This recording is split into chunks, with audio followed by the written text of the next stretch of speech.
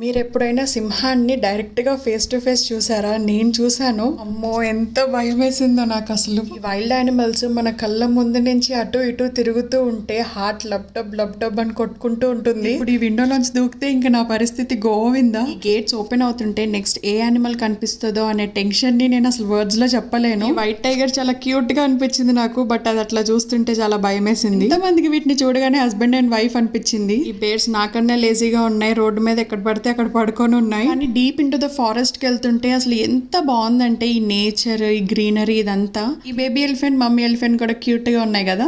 And ఇది butterfly park entrance ఎంత బాగుందో కదా. ఇందులో hundreds and hundreds of butterflies ఉన్నాయి. టోటల్ గా ఈ వైల్డ్ లైఫ్ సఫారీ నేను చాలా అంటే చాలా బాగా ఎంజాయ్ చేశాను. ఆల్రెడీ నేను అన్ని క్లియర్ గా చూపిస్తూ లాంగ్ వీడియో పోస్ట్ చేశాను. ఇంకా చూడని వాళ్ళు కింద ట్యాగ్ చేస్తాను, చూసేయండి. వీడియో చూసాక మీకు డెఫినెట్ గా ఒక న్యూ ఎక్స్పీరియన్స్ ఫీలింగ్ వస్తుంది. మీరు ఎప్పుడన్నా ఇలా సఫారీకి వెళ్ళారో లేదో నా కమెంట్ బాక్స్ లో చెప్పండి. Don't forget to subscribe.